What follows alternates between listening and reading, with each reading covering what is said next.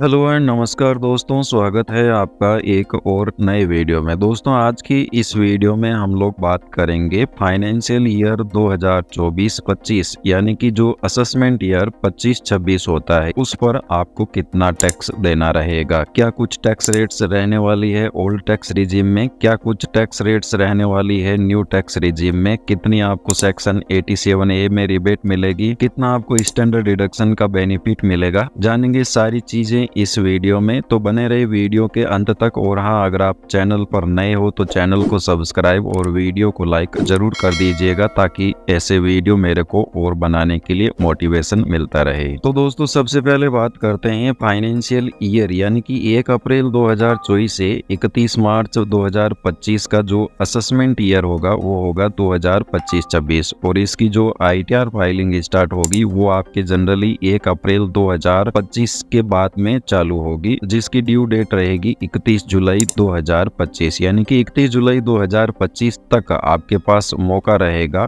2024-25 की ITR file करने का। तो दोस्तों, आईटीआर फाइलिंग के लिए सबसे पहले ये जरूरी होना चाहिए कि आपके पास किस किस सोर्स से इनकम आती है। तो जनरली जो है हेड ऑफ इनकम की अगर हम लोग बात करें तो लोगों के पास सैलरी से भी इनकम आती है, हाउस प्रॉपर्टी से भी इनकम आती है यानी कि उनके पास कोई मकान है उन्होंने किराए पे दे दिया, उससे भी उनको इनकम हो सकती है, या फिर उनको कैपिटल गेन से भी इनकम हो सकती है, चाहे वो शेयर मार्केट से हो, चाहे वो लैंड बिल्डिंग प्लॉट इत्यादि को सेल आउट करने पर भी हो सकती है, या फिर income from business and profession यानी कि हो सकता है वो किसी प्रकार का बिजनेस रन कर रहे हो, या फिर प्रोफेशनल जैसे सीए है, एडवोकेट हो गए या इंजीनियर्स हो गए, किसी भी प्रकार की प्रोफेशनल सर्विसेज प्रोवाइड करते हो तो उनकी भी इनकम हो गई, या फिर इनकम फ्रॉम अदर सोर्सेज यानी कि ऐसी इनकम जो उपरोक्त चारों हेड में से किसी भी हेड में नहीं आती है, वो इनकम फ्रॉम अदर सोर्सेज के हेड में आती है। जैसे कि आपका एफडी पर ब्याज हो गया, बचत खाते पर ब्याज हो गया, या फिर आपका डिविडेंड इनकम हो गया, या फिर आपकी कोई ऐसी रेंटल इनकम जो कि हाउस प्रॉपर्टी की कैटेगरी में नहीं आती है तो वो आपकी इनकम फ्रॉम अदर सोर्सेज में आती है। यानी कि सामान्य तौर पर अगर बात करें तो इनकम टैक्स डिपार्टमेंट ने हेड ऑफ इनकम को 5 भागों में बांट रखा है: salary, house property, capital gain, business या प्रोफेशन और इनकम फ्रॉम अदर सोर्सेज। ये हेड ऑफ इनकम हम आपको इसलिए बता रहे हैं क्योंकि लोग क्या करते हैं कि उनकी इनकम तो सैलरी और शेयर मार्केट से होती है तो उनको जनरली जो है आईटीआर 2 या 3 लगाना होता है, बट वो आईटीआर 1 लगा देते हैं तो उस केस में जो है उनको डिफेक्टिव नोटिस मिल जाता है। या फिर उनकी कोई क्रिप्टो इनकम या गेमिंग इनकम होती है तो वो जनरली जो है सैलरी के लिए अपना आईटीआर 1 लगा देते हैं तो उस केस में भी आईटीआर डिफेक्टिव या इनकरेक्ट आईटीआर हो जाता है। तो इसके लिए आपके पास जरूरी है कि आपको आपकी इनकम यानी कि जो हेड ऑफ इनकम है उसके अकॉर्डिंग सर्वप्रथम करेक्ट आईटीआर फॉर्म सेलेक्ट करना रहेगा। जनरली हम बात करें तो आईटीआर के टोटल 7 फॉर्म होते हैं, जिसमें से आईटीआर 1, आईटीआर 2, 3 और 4 जो होते हैं इंडिविजुअल और एचयूएफ के लिए होते हैं, और आईटीआर 5, 6 और 7 जो होते हैं कंपनी, फर्म, ट्रस्ट या बीओएफ के लिए होते हैं। तो इसके लिए जरूरी है कि आपकी इनकम के अकॉर्डिंग आपको एकदम सही और उचित फॉर्म का चयन करना है ताकि आपका आईटीआर जो है डिफेक्टिव नहीं हो या फ्यूचर में आपके गलत चयन किए गए आईटीआर पर आपको किसी भी प्रकार का नोटिस नहीं मिले। अब बात करते हैं इनकम टैक्स के रिजीम के बारे में, यानी कि गवर्नमेंट जो है इनकम टैक्स फाइल करने के लिए 2 प्रकार की टैक्स रिजीम चला रही है। पहली है ओल्ड टैक्स रिजीम जो कि बहुत पुराने समय से चलती हुई आ रही है, और दूसरी है न्यू टैक्स रिजीम। तो ओल्ड टैक्स रिजीम और न्यू टैक्स रिजीम आपके पास 2 ऑप्शन रहते हैं चूज करने के लिए कि आप अपना आईटीआर फॉर्म कौन सी टैक्स रिजीम में फाइल करना चाहते हो। ओल्ड टैक्स रिजीम में जहां आपको सारे के सारे डिडक्शन लेने की अनुमति होती है, चाहे आपका एचआरए हो, होम लोन हो, एलटीए हो, या फिर सेक्शन 80C के डिडक्शन हो गए, 80D के डिडक्शन हो गए, या डोनेशन वगैरह के लिए 80G के डिडक्शन हो गए, तो ये सारे के सारे डिडक्शन आप ओल्ड टैक्स रिजीम में ले सकते हो। वही न्यू टैक्स रिजीम में कुछ गिने चुने डिडक्शन ही आपको अलाउ होते हैं, जैसे स्टैंडर्ड डिडक्शन हो गया आपका, या फिर फैमिली पेंशन का कोई भी डिडक्शन हो गया सेक्शन 10 में, या फिर आपका सेक्शन 80CCD2 में एनपीएस में एम्प्लॉयर द्वारा किया गया कंट्रीब्यूशन हो गया। तो 2 टैक्स रिजीम होती है, ओल्ड टैक्स रिजीम और न्यू टैक्स रिजीम, और गवर्नमेंट जो है जनरली आपकी न्यू टैक्स रिजीम पर ज्यादा फोकस कर रही है। गवर्नमेंट चाहती है कि आप न्यू टैक्स रिजीम के साथ जाए। इस असेसमेंट ईयर यानी कि 2024-25 की हम लोग बात करें तो लगभग 70% लोगों ने जो है न्यू टैक्स रिजीम का चयन किया है। नेक्स्ट हम लोग डिस्कस करते हैं चेंज ऑफ टैक्स रिजिम, यानी कि कई बार क्या होता है कि एम्प्लॉयर आपको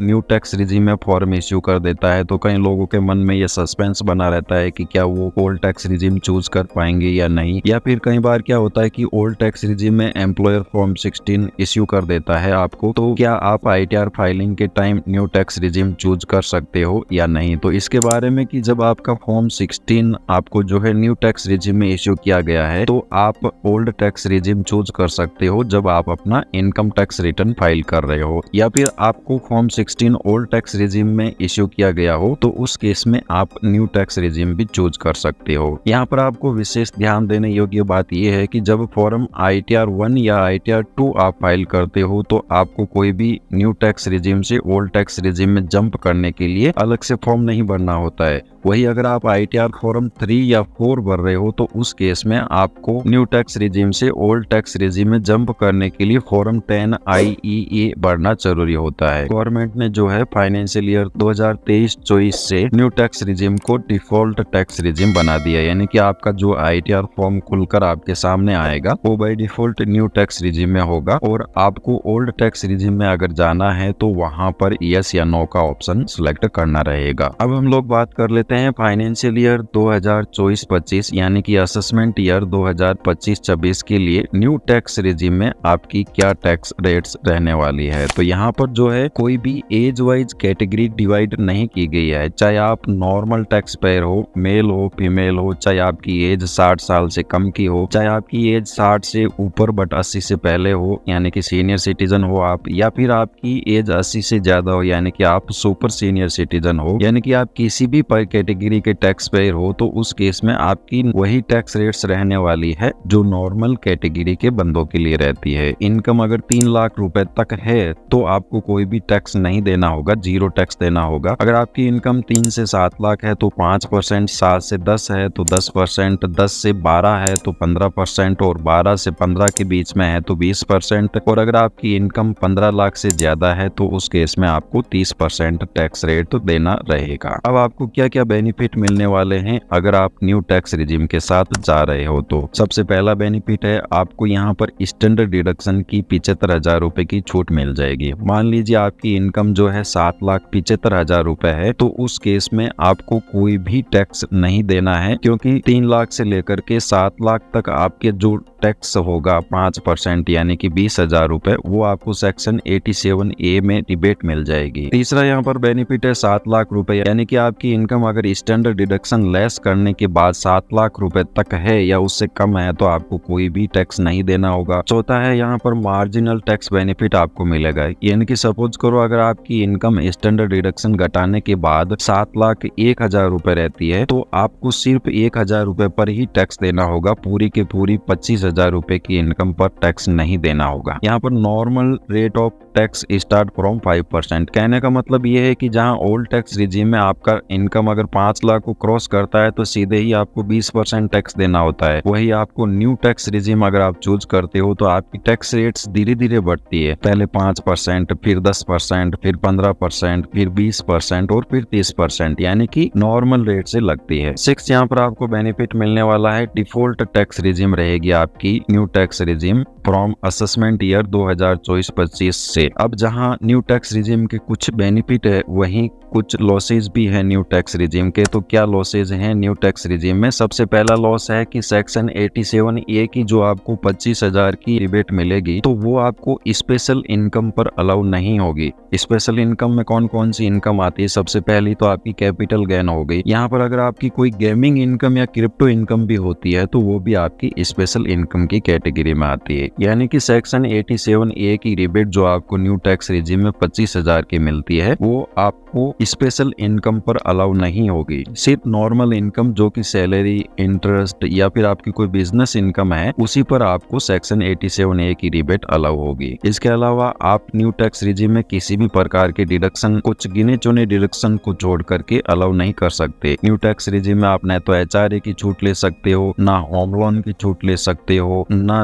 LTA की, ना ATC से लेकर के ATU तक जो भी सारे के सारे सेक्शन होते हैं उनमें से किसी भी सेक्शन में आपको डिडक्शन नहीं मिलेगी। ओनली ATC-CD2 NPS में जो एम्प्लॉयर का कंट्रीब्यूशन होता है सिर्फ उसी की आपको न्यू टैक्स रिजीम में छूट मिलती है। है। इसके अलावा you can't maximise your refund, इसका मतलब ये है कि मान लीजिए आपको थोड़ा बहुत भी बचत खाते से ब्याज है, चाहे मान लीजिए 1000 या 2000 रुपए है, तो जहां आप ओल्ड टैक्स रिजिम चूज करते हो तो ATTTA में जो सेविंग बैंक अकाउंट का इंटरेस्ट होता है वो आप डाल करके थोड़ा बहुत रिफंड को आप मैक्सिमाइज कर सकते हो। बट न्यू टैक्स रिजिम में आपके पास ऐसा कोई ऑप्शन नहीं होता है, आप जो है अपने रिफंड को मैक्सिमाइज नहीं कर सकते। यानी कि न तो आपको उसमें डिविडेंड की छूट अलग होती है जो 5000 तक होती है, न आपको सेविंग अकाउंट की इंटरेस्ट की जो छूट होती है वो अलग होती है। अगर आप सीनियर सिटीजन है तो उस केस में जो 50,000 रुपए की FD इंटरेस्ट वगैरह की छूट मिलती है वो भी आप न्यू टैक्स रिजिम में अवेल नहीं करवा सकते। यानी कि आप अपने रिफंड को मैक्सिमम नहीं कर सकते अगर आपका कोई भी रिफंड इनकम टैक्स डिपार्टमेंट से बना हुआ है। अब हम लोग बात कर लेते हैं ओल्ड टैक्स रिजिम में आपकी क्या टैक्स रेट्स रहने वाली है। तो ओल्ड टैक्स रिजिम में आपकी जो है इनकम को एज वाइज 3 कैटेगरी में बांटा गया है। पहले वह लोग जिनकी एज बिलो 60 ईयर है, इसमें मेल और फीमेल दोनों इंक्लूड है। इसमें 2.5 लाख रुपए तक की इनकम पर आपको कोई टैक्स नहीं देना है। 2.5 से 5 लाख रुपए तक की इनकम पर 5%, 5 से 10 लाख की इनकम पर 20% और अगर आपकी इनकम 10 लाख से ज्यादा है तो आपको 30% टैक्स देना होगा। अब यहाँ पर जो है 5 लाख रुपए की इनकम जो है पूरी तरीके से टैक्स फ्री होती है, यानी कि 2.5 से 5 यानी कि 2.5 लाख का 5% हो गया 12,500 रुपए। तो 12,500 रुपए की आपको सेक्शन 87A में छूट मिल जाएगी, यानी कि 5 लाख रुपए तक अगर आपकी इनकम है सारे डिडक्शन लेस करने के बाद में तो आपको कोई भी टैक्स नहीं देना रहेगा। दूसरी कैटेगरी होती है सीनियर सिटीजन की, यानी कि अगर आपकी एज 60 साल से ज्यादा पर 80 साल से कम है तो उस केस में आप पर क्या टैक्स रेट लगने वाली है। तो यहाँ पर 3 लाख रुपए तक तो आपको कोई भी टैक्स नहीं देना रहेगा। अगर आपकी इनकम 3 से 5 लाख रुपए है तो आपको 5%, 5 से 10 लाख तक 20% और 10 से ज्यादा है तो 30%। तीसरी यहाँ पर कैटेगरी आती है सुपर सीनियर सिटीजन की, यानी कि अगर आपकी एज 80 साल या उससे ज्यादा है तो उस केस में 5 लाख रुपए तक की इनकम कम्प्लीटली टैक्स फ्री है। 5 से 10 लाख पर 20% और 10 लाख से ज्यादा है तो उस केस में आप पर 30% के हिसाब से टैक्स रेट्स एप्लीकेबल होती है। अब ओल्ड टैक्स रिजिम के क्या क्या बेनिफिट्स रहने वाले हैं, तो इसमें सबसे पहला बेनिफिट है ओल्ड टैक्स रिजिम में आपको स्टैंडर्ड डिडक्शन 50,000 रुपए का मिल जाएगा। दूसरा बेनिफिट है 87A की जो रिबेट है 12,500 रुपए आपको यहाँ पर मिल जाएगी। अगर आपकी इनकम सारे डिडक्शंस यानी कि ATC के, HRA के, होम लोन के सारे डिडक्शन लेस करने के बाद अगर आपकी इनकम 5 लाख रुपए या इससे कम है तो आपको कोई भी टैक्स नहीं देना होगा। 2.5 से 5 तक जो आपका 12,500 रुपए का टैक्स बन रहा है वो सेक्शन 87A में आपको उसकी छूट मिल जाएगी। इसके अलावा ओल्ड टैक्स रिजिम में आप सारे के सारे डिडक्शन अलाउ कर सकते हो, यानी कि HRA की भी छूट ले सकते हो, होम लोन की भी छूट ले सकते हो, LTA की भी छूट ले सकते हो और सेक्शन 80C से लेकर के 80U तक जो भी सारे सेक्शन है जिनमें आप एलिजिबल हो डिडक्शन लेने के लिए उन सब में आप डिडक्शन ले सकते हो। इसके अलावा special income tax rebate available, यानी कि अगर आपकी कोई स्पेशल इनकम है, कैपिटल गेन हो गया या क्रिप्टो इनकम हो गया या गेमिंग इनकम हो गया, तो उस केस में उसमें भी आपको जो है 12,500 रुपए का रिफंड मिलेगा। न्यू टैक्स रिजिम में स्पेशल इनकम पर रिफंड नहीं मिलता है, वही ओल्ड टैक्स रिजिम में मिल जाएगा। इसके अलावा you can maximise your refund, इसका मतलब ये हो गया कि अगर आपकी छोटा मोटा कोई अदर इनकम है, चाहे वो आपका बचत खाते पर ब्याज हो या FD पर ब्याज हो, तो उसकी भी आप सेक्शन 80TTA और 80TTB में भी छूट लेकर के अपने रिफंड को मैक्सिमाइज कर सकते हो। इसके अलावा लॉसेज की अगर बात करें कि अगर आप ओल्ड टैक्स रिजिम चूज कर रहे हो तो उसमें आपको क्या क्या लॉस होने वाले हैं, तो सबसे पहला लॉस ये है कि इसमें टैक्स रेट बहुत ज्यादा है, यानी कि अगर आपकी इनकम 5 लाख को क्रॉस भी कर जाती है तो सीधे ही आप पर 20% के हिसाब से टैक्स रेट एप्लीकेबल हो जाता है। इसके अलावा मार्जिनल टैक्स रिलीफ नहीं मिलता है, यानी कि अगर आपकी इनकम सारे डिडक्शन लेने के बाद मान लीजिए सपोज कीजिए 5,01,000 रुपए हो रही है तो आपका सीधा ही 12,500 रुपए प्लस 4% का एजुकेशन सेस मिला करके लगभग 13,500 के आसपास आपको टैक्स रेट देना होगा ओनली 1,000 रुपए की इनकम 5 लाख से ज्यादा होने पर। इसके अलावा आपको जो है नोटिसेज के भी चांसेस अगर ओल्ड टैक्स रिजिम चूज करते हो तो ज्यादा रहते हैं। क्या करते हैं, कई लोग फेक डिडक्शन वगैरह शो करते हैं या ITR ही फाइल नहीं करते हैं, तो उस केस में सेक्शन सेक्शन 133(6), 147, 148 ए के नोटिसेज भी आने के चांसेस रहते हैं। इसके अलावा अगर आप ओल्ड टैक्स रिजिम चूज करते हो और कई लोग क्या करते हैं अपने रिफंड को मैक्सिमाइज करने के लिए फेक डिडक्शन शो कर लेते हैं, तो उस केस में क्या होता है कि उनका ITR रिस्क मैनेजमेंट प्रोसेस में चला जाता है, जो कि SSC के लिए एक बहुत बड़ा खतरा होता है। तो इस प्रकार दोस्तों आज के इस वीडियो में हमने जाना कि अगर आप ओल्ड टैक्स रिजिम चूज करते हो तो आपको किस रेट से टैक्स देना रहेगा, अगर आप न्यू टैक्स रिजिम में जा रहे हो तो आप पर किस रेट से टैक्स रेट देना रहेगा। इसके अलावा क्या कुछ आपको डिडक्शन वगैरह मिलने वाले हैं न्यू टैक्स रिजिम और ओल्ड टैक्स रिजिम में, उन सभी बातों पर हमने डिस्कस किया। धन्यवाद दोस्तों, जानकारी अच्छी लगी हो तो चैनल को सब्सक्राइब और वीडियो को लाइक जरूर कर दीजिएगा।